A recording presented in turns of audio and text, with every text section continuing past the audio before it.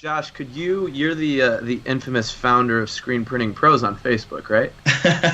I guess infamous is a term you could use. Infamous, no, I'm just kidding. But could you tell us a little bit about that, how you started? I mean, it is the most active screen printing group right now, and I think a lot of listeners would be interested to hear about how you started that, what it's done for the industry. I think it was kind of my cheat code. I know a lot of people talk about cheat codes, and it kind of bugs me people use this word, but I'm going to use it right now, and I'm going to bug people. It's like my hack that I kind of used in the industry, and that I knew what I knew, and I'm going to steal this term from Greg Kitson, who I just went to his class, but I'm going to steal his term, and you don't know what you don't know, right? Yeah. So I knew what I knew. I knew our industry. I knew how we printed. That didn't necessarily mean it was the right way to print. It didn't necessarily mean that we were getting the best of the best. I only knew it was best compared to what we had done before and what we had done in the future and what I'd seen at like Walmart. You go to Walmart and you see these prints and they're crappy. And I'm like, I could do better than that, but what is the best? And I really do want to be the best. I don't think you should go into any industry and not be the best. You either be the best you can be or there's kind of no point. I mean, yeah, you can make money, but you can make money doing anything. The point is to be the best. So I'm telling you right now, I want to be the best printer in the country one day, and I'm working towards that.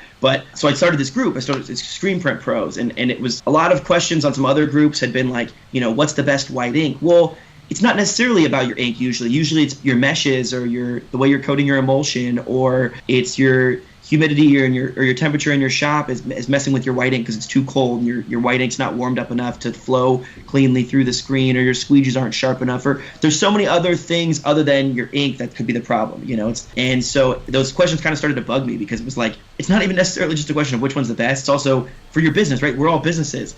And the business answer would be that it's the place, it's whatever brand the local place carries, or the other local place that can deliver next day, or the place you can go pick up from. Like, those are all things you need to think of. When you're printing 30,000 shirts and you run out of white ink, you need somewhere you can go who knows you, who you have a good reputation with, that you can just be like, hey, I need some more white ink. Can you deliver some over? Or, hey, I'm going to be there in a couple hours. Can you Sure. throw some or stay a little bit later and let me pick this up? That's huge. I mean, yeah, you're going to be as organized as you can possibly be, but you never know what's going to happen. I was talking to somebody yesterday, and they were saying they got an order like last minute for something huge, a couple thousand pieces, and they called their t-shirt supplier, and their t-shirt supplier was like, hey, I could we'll stay like 2 hours later and you can come pick these up. If you don't have that reputation built up, if you don't have those places you can go, if you're not friends and you're not friendly when you're in industry, that's a huge thing too, is you got to be friendly with everybody in the industry, because you never know when they're going to end up at the place you need a favor from, So anyway, I'm sorry, I kind of go circuitously to answer these questions, but long story short, I wanted to start a group for professional printers so we could all learn what we didn't know.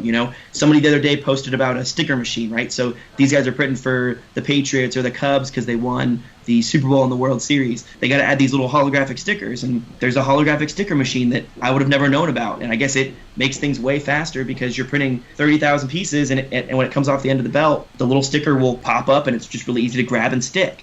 Whereas if you have to like peel and grab and stick, I guess it adds, another 3 seconds that you don't have time for. Things like that. But you would have never known that. You would have never known there was such even a machine if you never worked in a shop that had one of those, right? Or you weren't at the show where they introduced them or whatever. So this guy posted a picture about it, and a lot of people were like, oh, that's so cool. I didn't know there was such a thing. Little things like that. And they all add up to give you a great knowledge base and a great historical knowledge of the industry. And to me, I really respect this industry. I really love it. There's guys that, like, on the printer side, a lot of printers don't even know that. I mean, obviously the public wouldn't know, but a lot of printers don't even know that originally when they started screen printing, you had to cut out all your graphics.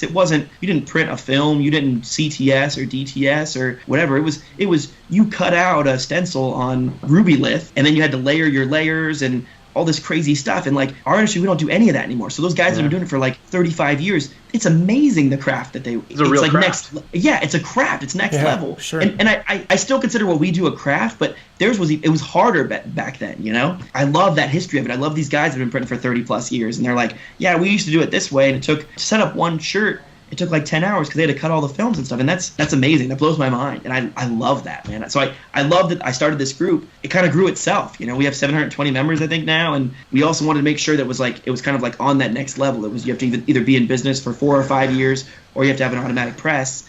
And it's just kind of grown from there, man. It's been crazy. It's been a lot of fun. And then I just went to Chicago, and I got to stay with Justin, who I met in the group, and he was just like, yeah, come on, stay with us, stay with me, no problem at all. And it's like, that's really freaking cool too. And I met a bunch of them at this class I just took, and I almost want to go on a tour and just meet everybody. I'm coming over there next, Steven. We're waiting for you. That's awesome.